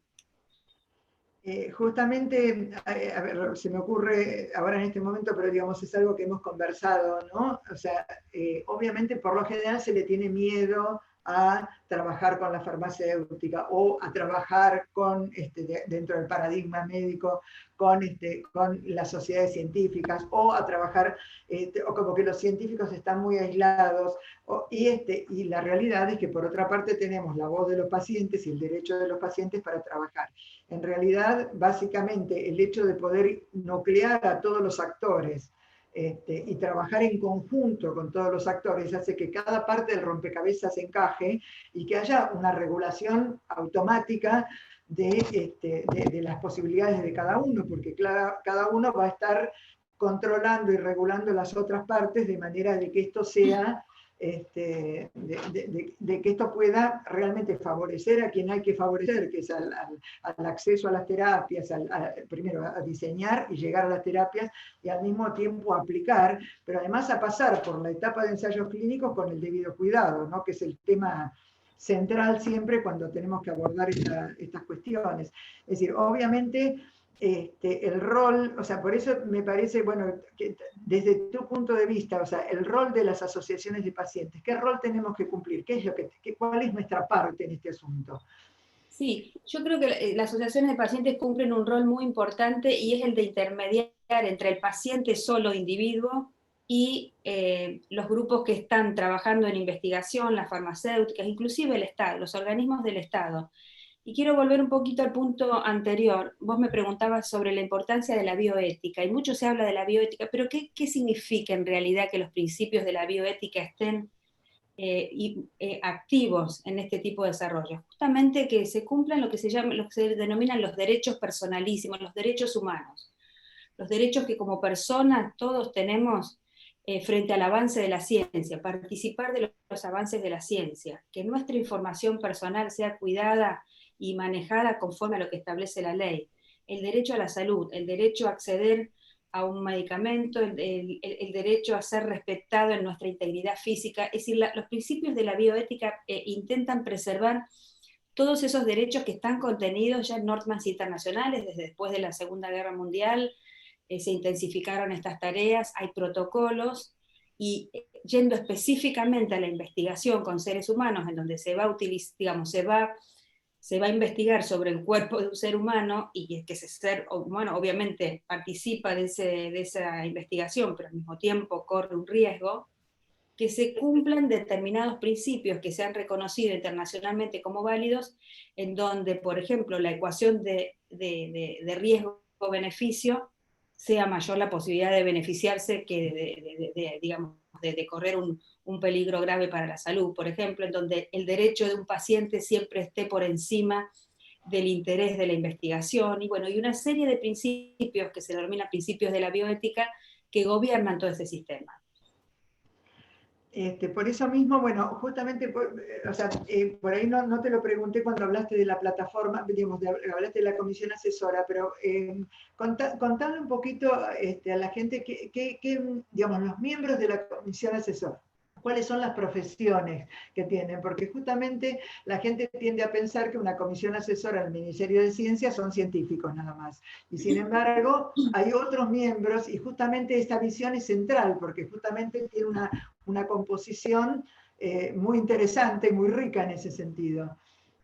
Y la comisión originaria, la creada en 2007 en MinSit, la Comisión Asesora en Medicina Regenerativa y Terapias Celulares, por supuesto tiene científicos, tiene médicos que hacen investigación investigación, tiene biólogos, tiene embriólogos, pero también tiene bioeticistas, filósofos, abogados, es decir, el enfoque no solo de las ciencias de la vida, sino de las ciencias sociales, reguladores, que representan los organismos del Estado. Inicialmente había miembros de ANMAT y CUCAI, luego un poco esos miembros quedaron como miembros de consulta permanente porque era medio dificultoso para ellos trabajar de manera permanente, asistir a las reuniones, pero siempre se trabajó en colaboración para generar una visión holística, justamente en el consejo que esta comisión pudiera generar. Creo que eso ha sido lo más rico del trabajo de la comisión. Todos hemos aprendido de todos. Justamente el hecho de poder avanzar, digamos, de poder trabajar en conjunto, por ejemplo, un proyecto, bueno, nosotros, bueno, con el proyecto de los chicos que participaron de terapia génica, para nosotros era central que la comisión nos pudiera dar la visión, no solamente científica sobre esto, sino también, o sea, de que se estuvieran cumpliendo la normativa ética, porque enviar pacientes a hacer un ensayo clínico en otro país, con otro idioma, con otras cuestiones y demás, realmente para todos era un enorme desafío y obviamente teníamos que darle la máxima seguridad al paciente y a la familia. Por eso, me gustaría, sí, y con respecto a lo que decís, Marcela, me gustaría comentar que fue el primer ensayo clínico, el de la asociación Stargardt-Abness, con el ensayo en China, que la comisión dio un dictamen favorable. Hemos recibido a lo largo de estos años cantidad de pedidos de, digamos, de brindar un informe sobre determinada estudio experimental sobre determinada enfermedad utilizando células madre. En todos los casos nuestro dictamen fue negativo. Fue la primera vez que dimos un dictamen positivo aconsejando que los pacientes participaran en el ensayo clínico. Fue una experiencia muy, muy enriquecedora para nosotros también, porque fue algo inédito. Y además, o sea, bueno, el ensayo estaba muy bien, pero imagínense la necesidad de soporte que teníamos nosotros como asociación y como, digamos, y para darles a esas familias una respuesta, es decir, vamos a atravesar el mundo para llevarlos a un lugar donde no habla, en China, encima hablando un idioma que realmente ninguno hablaba, para que justamente se pudiera, para que se cumpliera toda la normativa. Por eso, digamos, por eso es importante entender que digamos que este rompecabezas, donde cada uno hace una parte diferente, pero que todos apuntan para el mismo lado, es central para que estas cosas funcionen. Cuando algo de esto hace ruido, hay que esperar y hay que ver qué es lo que, digamos, a ver cómo se acomoda esa situación y a ver si realmente esa situación hay que modificarla o no. Muchas veces, o sea, hay una gran ansiedad, o sea, de los pacientes. Ahora hay muchos ensayos clínicos en marcha con terapias posibles para distrofias de retina, y lo que suele pasar en estos datos es que todo el mundo quiere entrar de cabeza, ¿no? Entonces, volviendo a lo que decía Marcela, y vos preguntabas sobre el rol de las asociaciones de pacientes. Si no hubiese estado la asociación de pacientes Stargardt-Abness, Retina Argentina, intermediando entre el interés de esos pacientes en participar en un ensayo clínico y el consejo que podía dar la comisión, hubiese sido imposible. Justamente en ese rol de interlocutor y de poder de alguna manera coordinar los intereses y unificarlos detrás de un objetivo concreto. Es decir, ese es el rol que me parece fundamental en las asociaciones de pacientes, que trabajan tras el beneficio de un grupo, pero que tienen que interactuar con una serie de actores que están por encima de tal vez de su ámbito de acción, porque bueno, fue necesario interactuar con Cancillería, no solo con el grupo de investigadores en China, con los consulados, las embajadas, inclusive del país de China, para poder que brinden las visas, con aerolíneas argentinas también, para lograr que todos creo estamos muy agradecidos del apoyo enorme que dio con la donación de los pasajes. Es decir, ese trabajo de coordinación y de ir uniendo partes o cabos sueltos, la protección de los pacientes también, es decir, trabajar porque las asociaciones de pacientes cada vez tienen grupos de personas cada vez más especializadas y conocedoras de los derechos del paciente, de la necesidad de la firma de consentimientos, de protección de la información personal y de la salud del paciente, obviamente. ese trabajo es clave. Creo que, bueno, vuelvo a la pregunta anterior, porque este ejemplo reafirma muy claramente el rol que pueden cumplir las asociaciones de pacientes en este campo. Bueno, justamente en relación, vos mencionaste el tema de los datos y la protección de los datos. No es solamente la protección física de la participación en un ensayo clínico y demás. En muchos casos, lo que uno está mandando, digamos, lo que uno está haciendo participar dentro de la investigación son datos. ¿Sí? Por supuesto, no hablamos de datos personales, pero sí datos de los pacientes, datos clínicos, datos genéticos. Explícanos, o sea, bueno, sabemos que es tu especialidad, entonces realmente me parece que es muy importante entender cómo se hace este manejo de datos, porque permanentemente, digamos, o sea, sabemos, o sea, está claro que la gente quiere participar y obviamente está deseosa de participar para poder acceder de alguna manera a un ensayo, pero normalmente, digamos, lo más común es que por ahí no esté muy al tanto de si puede enviar los datos de determinada manera, si los puede compartir de una determinada manera, cómo se hace eso, de qué manera se tiene que manejar esa cuestión y cuáles son los riesgos de no manejarlo correctamente. Bueno, en primer lugar, cuando hablamos de datos de cualquier información relacionada a una persona. Esa información puede ser de diferentes categorías, digamos. Hay datos relacionados a nuestra edad, a nuestro documento, al sexo, datos generales, y a esos datos se los denominan, relacionados a la salud, se los denominan datos personales. Hay datos personales nuestros que son públicos, que están en bases de datos públicas. Por ejemplo, si yo pongo mi nombre en Google, mi nombre completo, probablemente aparezca mi número de quit, aparezca mi domicilio, mi condición tributaria. Pero hay otros datos que son personalísimos, que no están disponibles. Los datos relativos a mi edad, a si tengo alguna enfermedad, a mi condición, a mi ideología política, alguna condición racial, a si formo parte de un sindicato, por ejemplo. Es decir, hay una categoría de datos, entre los cuales están los datos de salud, que se denominan datos sensibles. Es decir, son datos que tienen una categoría o un umbral de cuidado mayor que el de aquellos otros datos relacionados a mi número de documento, mi número de quit, es decir, mi nombre, si soy soltera, casada. Esos datos sensibles obviamente tienen un tratamiento aún más, más cuidadoso, es decir, establecido por la ley, que los datos personales comunes, para diferenciarlos de alguna manera. Los datos claramente se pueden entregar a otros para su tratamiento, es decir, cuando un paciente va y asiste a una cita médica, a una consulta médica, el médico hace su historia clínica, guarda la información personal de ese paciente. Los centros médicos están obligados a guardar y a proteger la privacidad de esos datos, y obviamente los médicos, a través de lo que se llama el secreto profesional. El médico está obligado a mantener el secreto, el médico o el centro de salud, toda la información sensible del paciente, y solamente podrá revelarla ante una causa, digamos, con un mandato superior al deber de cuidado, por ejemplo, ante una orden judicial. O sea, si peligra la vida del paciente, por ejemplo.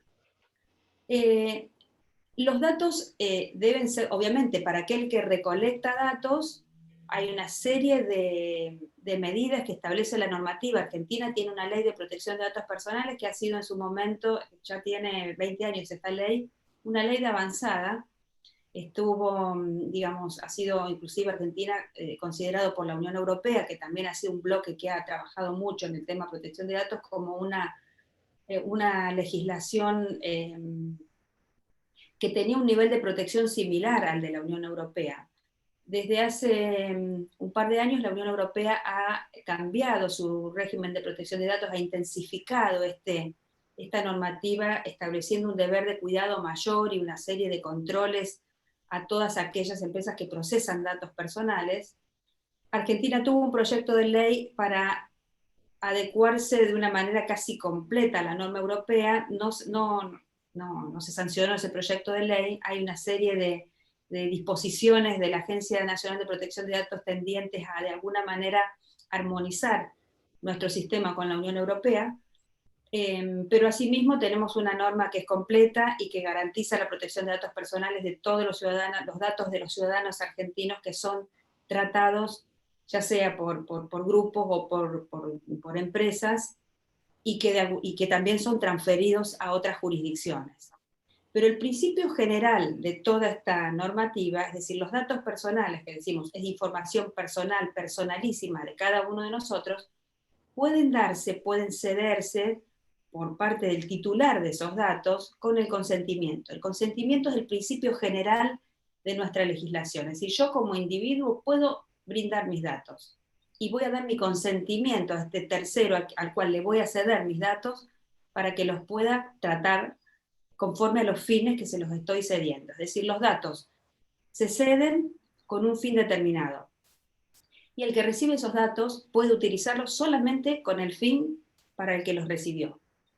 Y tiene que garantizar, si los va a transferir a otra empresa, corporación, institución, que los transfiere en una condición de seguridad y bajo los mecanismos que establece la ley, de manera de garantizar la integridad y la seguridad de esos datos. A su vez, nuestra ley les exige a todas aquellas personas físicas o jurídicas que recaban datos y que obtienen datos personales, que inscriban esas bases de datos en la Agencia Nacional de Protección de Datos Personales. Es decir, todas las bases de datos que recolectan datos personales deben estar inscritas en la agencia, y además debe haber una persona responsable, es decir, que responda por el cuidado de estos datos y por las medidas de seguridad e integridad que aplica frente al tratamiento de las mismas. Todos estos principios están contenidos por la ley. Obviamente las personas físicas o jurídicas que los tomen están obligadas, y cualquier incumplimiento obviamente es sancionado por la autoridad regulatoria. Bueno, nosotros tenemos la base de datos inscrita en el Ministerio de Justicia como corresponde, vamos actualizando los datos de acuerdo a cómo nos pide el sistema y demás, y obviamente manejamos en forma completamente anonimizada los datos de los pacientes. Por supuesto firman un consentimiento informado para ingresar esos datos, están en posibilidad de retirar los datos si quieren, cuando quieren, por supuesto, y en ese caso se debe hacer como corresponde, porque justamente, o sea, precisamente al tratar de trabajar en función de acceder más rápidamente al desarrollo de las terapias, en muchos casos sabemos que siendo las enfermedades con las que nosotros trabajamos enfermedades poco frecuentes, obviamente la mayor parte de los datos los tiene el paciente. Entonces, la manera de que estos datos puedan llegar a un investigador, estamos hablando de datos clínicos, no datos personales, ¿no? Puedan llegar a un investigador y aportar a esa investigación, es que lleguen en forma anonimizada. Por eso es que justamente muchas veces nos preocupa cuando la gente dice, bueno, no importa, yo te lo doy, hacé lo que quieras. No es hacer lo que quieras, o sea, no se puede hacer lo que uno quiera, y además de todo uno se tiene que hacer responsable de esos datos, o sea, no es que pueda interactuar de cualquier manera y utilizar esos datos de cualquier manera, porque además, o sea, uno se hace responsable del destino final de esos datos. ¿Qué pasa si uno no sabe qué va a pasar con los datos? Además, ¿cuál es el riesgo en ese caso? Además Claro.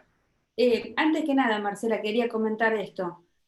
Justamente la ley establece todos esos mecanismos de reaseguro en la obtención de los datos, es decir, el principio fundamental, el principio que gobierna la norma es el consentimiento, es decir, el dueño de los datos consiente que aquella persona que va a recibir esos datos, que va a entregar sus datos y acepta que sean utilizados para tal fin. Y obliga al que recibe los datos a cumplir todas estas medidas de seguridad, protección de la integridad, etc. Si la ley está estableciendo eso, es fundamental que nosotros como sujetos dueños de nuestros datos tengamos el cuidado suficiente al momento de entregar los datos. Es decir, no podemos entregar los datos en cualquier situación, es decir, deben ser entregados con el consentimiento, se nos debe informar sobre las medidas de seguridad, tenemos que tener ciertas garantías, y no debemos ser nosotros personalmente quienes violentemos estos principios que el legislador intentó proteger. Si hacemos esto, digamos, si uno entrega su información personal, que de hecho se hace, por ejemplo, cuando uno pone información en las redes sociales, pone información personalísima, pone información a lo mejor sobre nuestra ideología, sobre dónde vivimos, sobre qué comemos, sobre quiénes son nuestros familiares, mostramos nuestra casa, mostramos nuestra intimidad, mostramos nuestro cuerpo, mostramos cantidad de cosas. Nosotros mismos estamos revelando información sensible a veces. Pero ¿cuál es el riesgo? Bueno, el riesgo es que estos datos estén en manos de cualquiera, es decir, que ya al ponerlos en el dominio público, porque no se cumplieron estos requisitos de seguridad y de cuidado, están disponibles para cualquiera, pueden ser tomados en bases de datos. Esas bases de datos se venden, como ya sabemos que se venden bases de datos con nuestra dirección de correo electrónico para después recibir spam. Las bases de datos se venden para cantidad de fines, se venden, por ejemplo, a las compañías, a las aseguradoras de salud, a los reclutadores en materia laboral. Y esa información respecto de determinada característica o condición de una persona puede ser tomada de diferentes maneras, es decir, puede ser tomada para evitar el acceso a un trabajo o para negar o que una prima de seguro sea más costosa, es decir, múltiples fines. Por eso hay que ser cuidadoso al máximo, es decir, si hay una ley para protegernos, no ser nosotros mismos, que somos el sujeto de la protección con relación a nuestros datos, los que violentemos esos principios.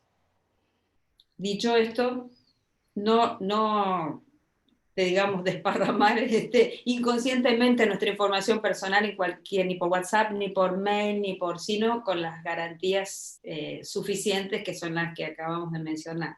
Y si uno no sabe, se puede preguntar. Siempre hay, para los pacientes, por eso la Asociación de Pacientes siempre puede brindar esta información sobre cómo hacerlo, y puede ser que un paciente tenga el pedido de algún grupo que haga ensayos clínicos para que participe, pedir el asesoramiento, en qué condiciones, de qué manera, siempre preguntar antes de revelar información sensible. Sí, por ejemplo, de hecho nosotros que por ahí estamos dando información sobre, en muchos casos, sobre testeos genéticos, o sea, justamente el dato genético es dato sensible. De hecho, por ejemplo, se envía con clave, la clave no se envía a través del mismo sistema, o sea, implementamos una serie de cuestiones de seguridad para que esto no sea de fácil acceso para nadie que no sea el particular interesado, por ejemplo, en una situación como esta, porque justamente eso puede ser mal utilizado si cae en manos erróneas. Y a ver, manejando esta cuestión, o sea, ya sabemos en qué nos puede perjudicar, pero bueno, vamos a ver en qué nos favorece. O sea, manejando correctamente el tema de datos y demás, o sea, justamente el hecho de que nosotros podamos utilizar esos datos, por supuesto anonimizados, y demás, como para poder acceder a aportar información para un ensayo clínico o para que alguien ingrese a un ensayo clínico, justamente siempre lo tenemos que hacer en forma no solamente individual como organización de pacientes, sino justamente actuando con las plataformas, por ejemplo, del Estado, que nos sirven de reaseguro y de protección. Es decir, ese sería el mecanismo que tenemos que implementar para poder acceder de manera correcta a un ensayo clínico y que tengamos la mayor cantidad de garantías posibles. Obviamente, la garantía de que el ensayo salga bien y dé el resultado correcto, obviamente será individual, pero por lo menos de que se cumpla toda la normativa que tiene que cumplirse sobre esto y que de última se accione contra si alguien no cumple con de la forma correcta, o sencillamente se suspenda, ¿no? Por ahí estamos escuchando esto permanentemente con el tema de la prueba de las vacunas, ahora para el COVID, digamos, que ahora todo el mundo de golpe sabe que es una fase 3 y demás, porque las estamos escuchando en relación a las vacunas. Nosotros venimos hablando de estas cuestiones porque todas nuestras terapias están en fase de ensayo clínico, la gran mayoría, entonces venimos siguiendo qué pasa con las fases, pero justamente acceder a una o a otra implica riesgo que hay que acotar. Entonces, por eso nos importa tanto tenerlos, por ejemplo, a ustedes dentro de las comisiones como reaseguro para esto, porque esto es lo que nos permite decir, no miraron un par de ojitos solos qué es lo que está pasando, sino que estamos hablando de un montón de gente especializada en distintas áreas y que nos está ayudando a decidir si esto está bien o está mal. No entro porque yo quiero, entro porque todos nos pusimos de acuerdo en que era suficientemente seguro. Por ejemplo, viste, bueno, vos estás muy familiarizada con las técnicas genómicas y demás, bueno, ahora está todo el mundo enloquecido con CRISPR, porque obviamente CRISPR permite por ahí corregir digamos, una variante, una mutación en el ADN y demás.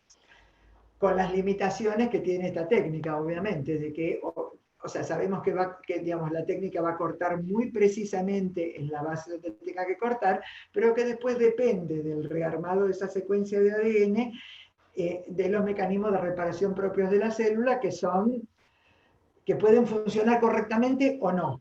Entonces, lógicamente, tenemos que una cosa es utilizar CRISPR en el modelo animal en los ratones y otra cosa es pasar a utilizar CRISPR en humanos, donde si pasa algo con los ratones, en última instancia será un animal que se descarta, pero humanos no vamos a descartar a nadie. Entonces, realmente, donde tiene que haber mucho cuidado con esto, porque hay mucha información circulando sobre cómo es decir, cómo podemos, digamos, si en Argentina tenemos, que yo creo que sí, digamos, cómo consultarles a ustedes específicamente sobre estas cuestiones, por ejemplo. Sé que se utilizan en mejoramiento animal, en mejoramiento vegetal, pero bueno, pasar a humanos es un escalón diferente, ¿no? Bueno, la utilización de CRISPR como técnica, digamos, para modificar, para corregir el ADN, básicamente podríamos verla en dos intervenciones, así para hacer de alguna manera una sistematización sobre cómo se aplica la técnica. Más allá que ya se viene aplicando en animales y plantas, en seres humanos esta técnica se aplica en células somáticas, es decir, en células adultas, o en células germinales, que son el embrión o las células, las gónadas, digamos, las células que van a dar origen a un nuevo ser humano, ¿no es cierto? Espermatozoide o el ovocito. Cuando se aplica en células somáticas, es decir, células adultas, de alguna manera es insertar esta nueva secuencia que corrija el ADN para que luego implantar esa célula en un organismo adulto, o un organismo ya de un ser humano formado, nacido, para que cumpla una determinada función. Y la utilización, a eso se lo denomina terapia génica. Esa secuencia del ADN puede ingresar a través de un vector viral, a través de distintas herramientas, pero básicamente va a funcionar eso sobre el organismo adulto, y esa modificación desaparece con la persona. Si muere la persona y muere la modificación. No se transmite por vía hereditaria. Ahora, cuando lo que se va a modificar es un ser humano un ser humano por nacer, un embrión, que es lo que va a dar origen a un ser humano, esa modificación está justamente en el ADN que va a transmitir a las futuras generaciones esa mutación, ese cambio en el ADN. Y eso es lo que en términos bioéticos o en términos éticos está en discusión en el mundo. Es decir, todavía no hay ningún sistema, digamos, marco regulatorio que apruebe esto. Es más, hace un año y medio, en 2018, hubo un experimento hecho por un investigador chino que modificó justamente el ADN de los embriones de dos mellizas por nacer según él, para evitar que tuvieran el gen que iba a generar enfermedad de SIDA. Y bueno, esto fue rechazado por el mundo, a tal punto que hasta las propias autoridades chinas metieron preso al investigador y modificaron con un poco, digamos, su marco regulatorio. Hubo rechazos de la comunidad científica generalizados. Algunos pidieron una moratoria en cuanto a las investigaciones de CRISPR en la línea germinal. Hubo otros que quisieron otros grupos que propusieron la creación de una comisión internacional que estableciera estándares para regular las investigaciones. Lo cierto es que la humanidad toda está aún muy cautelosa, porque no se conoce los efectos a futuro que pueden llegar a tener estas técnicas. Probablemente en un futuro, tal vez no tan lejano, esto se vaya aceptando, y la aceptación de estos principios bioéticos vaya, digamos, flexibilizándose, es decir, aceptando la tecnología como parte de una intervención terapéutica, que por otro lado es muy pedida, y enfermedades genéticas que con una simple modificación de un gen evitarían que esa enfermedad se propague en toda una familia y de generación en generación, es decir, la técnica promete mucho, y la información y la modificación en la línea germinal implicaría a lo mejor cortar con una enfermedad que se viene arrastrando de muchísimas generaciones, pero todavía falta mucha investigación. Y cuando hablábamos al principio sobre el riesgo, el balance entre el riesgo-beneficio, entre el que va a recibir al que se va a someter el que va a recibir este tratamiento, esta tecnología, todavía es mucho mayor el riesgo, es decir, la posibilidad de que el daño sea mucho mayor que el beneficio. Cuando se compruebe que el beneficio es mayor, creo que ahí se va a abrir paso a la nueva tecnología. Creo que en eso estamos todos de acuerdo. Por el momento el enfoque es precautorio, es con cautela y hacia la prohibición de estas técnicas justamente para evitar que personas sin escrúpulos o investigadores también basados tal vez en intereses y objetivos relacionados con sus proyectos de investigación, con su financiamiento, con el rédito económico o profesional que puedan llegar a generar estos desarrollos, se aventuren a cuestiones que son experimentales y en donde está, digamos, el cuerpo, la vida, la integridad del paciente, que de definitiva somos todos, en juego. Bueno, por eso mismo, bueno, justamente por eso es, bueno, digamos, básicamente la última pregunta, y después te hago un par de preguntas que están, digamos, que nos están mandando los pacientes, pero bueno, básicamente entonces, claramente no es razonable, no sería razonable entonces, o qué pensás vos, si es razonable que los pacientes negocien individualmente, por ejemplo, su acceso a este tipo de terapias, o sea, realmente el riesgo, ya en parte lo contestaste, pero digamos, el riesgo es importante, porque digamos, ahí, o sea, básicamente, estarían exhibiendo un grado de vulnerabilidad, precisamente por su interés extremo en llegar a una terapia, de participar en un ensayo. O sea, justamente, ¿a quién beneficiaría participar de esta manera? O sea, realmente, o sea, nosotros tenemos que apuntarle a eso o realmente tenemos que apuntarlo a hacer una acción en conjunto. No, yo creo que, digamos, el paciente solo está muy desvalido. Primero primero es un sujeto vulnerable porque quiere curarse de cualquier manera. Eso puede afectar la razonabilidad y la aceptación de una técnica. Además, no todos estamos preparados para analizar un protocolo de investigación y saber si ese protocolo cumple con los requisitos científicos y éticos reconocidos internacionalmente y que por supuesto se cumplen en todos los protocolos aprobados en nuestro país. Por eso pedir el apoyo y estar al amparo de organizaciones como las organizaciones de pacientes o como todas estas iniciativas que hay en el ámbito público también, es clave para preservar la integridad y justamente ingresar a ensayos clínicos serios que verdaderamente signifiquen una esperanza en la mejoría y que mejoren eventualmente, si el ensayo funciona, la salud del sujeto de la investigación, de quien accede. Creo que es fundamental eso. Tenemos que todos... Básicamente, bueno, justamente tengo acá una pregunta que decía si el derecho a la bioética en general y en nuestro país está garantizado para todos y todas, y o sea, justamente se debe acceder de manera individual. Justamente creo que es lo que estás contestando, pero yo creo que, digamos, o sea, la pregunta central es, ya descartando que uno tenga que acceder de manera individual, o sea, si realmente está garantizado para todos.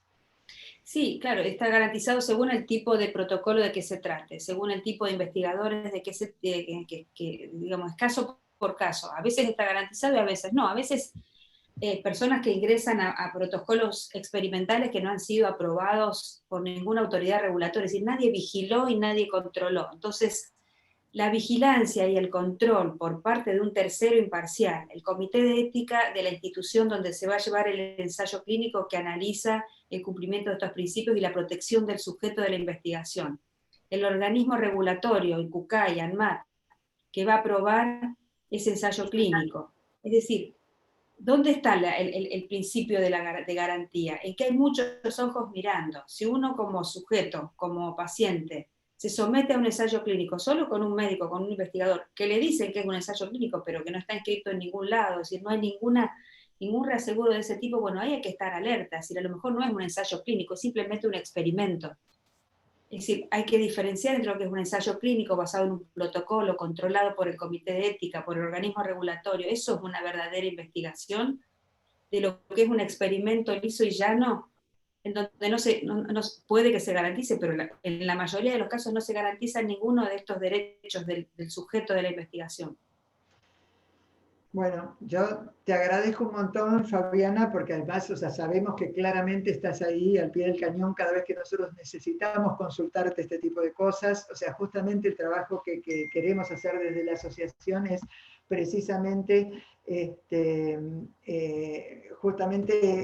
o sea, digamos, cada vez que necesitamos, cada vez que estamos viendo un ensayo clínico y nos parece que, digamos, que podríamos avanzar y demás, o sea, el hecho de saber que tenemos a la comisión, primero redacta como mecanismo de ingreso, pero claramente a la comisión de terapias de avanzada y a vos coordinando las dos, justamente como para darnos todo el soporte que necesitamos en ese sentido. Realmente, justamente, digamos, estamos enormemente agradecidos. Valoramos muchísimo esto, sabemos que la seguridad de los pacientes es prioritaria. Los pacientes que tienen una distrofia de retina tienen un problema, pero la idea es que el ensayo clínico no les produzca otros. Entonces, justamente ese es el objetivo, es como mucho puede no funcionar, pero no tiene que provocar un problema que arrastraría a futuro por haber ingresado donde no tenía que ingresar.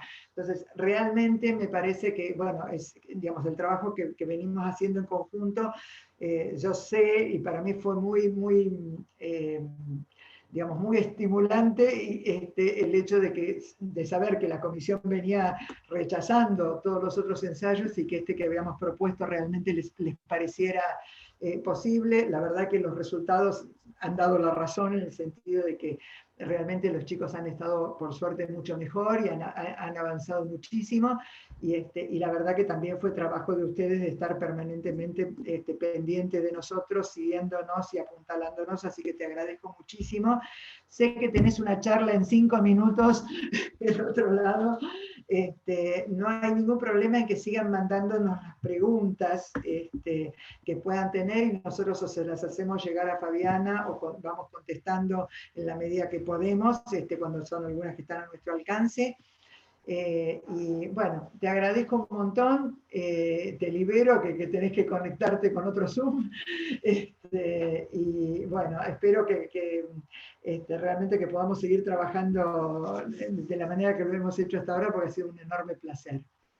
Gracias, Marcela. Bueno, la agradecida soy yo y siempre al servicio para colaborar, ayudar en lo que necesiten. Les mando un afectuoso saludo a todos, no sé cuántos estarán del otro lado, pero bueno, Marcela, a toda la organización, a los grupos de pacientes, a todos, un gran saludo y que, bueno, que siga y termine muy bien la jornada. Bueno, muchísimas gracias, Fabi. Gracias. Gracias. Bueno, y con respecto a ustedes, bueno, muchísimas gracias por estar, por participar nuevamente de este tercer evento. La jornada el sábado que viene va a ser el último evento de la jornada de este año. Vamos a hablar justamente de derechos, de acceso a derechos, de educación inclusiva, de inclusión laboral y demás. Creo que son temas que todos necesitamos manejar correctamente porque es defender nuestros derechos para poder participar activamente de una vida plena en sociedad, aún a pesar del déficit particular que cada uno pueda llegar a tener a nivel visual, en nuestro caso. Agradecemos mucho a Novartis, obviamente, y a Foucault que nos hayan apoyado en esto, particularmente, especialmente en el contexto de lo que fue el área Novartis particular de la jornada de hoy, que fue la exposición del doctor Podaiser, y desde ya, bueno, estamos a disposición y yo agradezco muchísimo a los voluntarios de la asociación. Siempre hago un listado y siempre me como alguno que tendría que haber nombrado, pero realmente hay mucha gente trabajando codo a codo con toda la comisión directiva para que esto funcione y para que todos puedan acceder y puedan estar participando de esta charla. Así que de estas charlas y tengan acceso a la mejor información posible. Así que muchísimas gracias y nos vemos el sábado que viene, que será la última charla. Lo único que queda por decirles es que hay preguntas pendientes de las charlas anteriores, lo tenemos claro, sabemos que están esas preguntas pendientes y nos vamos a ocupar específicamente de hacer llegar las respuestas a las personas que las hicieron, y en algunos casos, como sabemos que son preguntas generales, nos vamos a ocupar de armar alguna forma de acceso a esas respuestas para que todos puedan acceder y que tengan, que esas respuestas que son interesantes para todos también todos tengan acceso. Así que bueno, muchísimas gracias a todos, buen fin de semana y nos vemos el sábado que viene.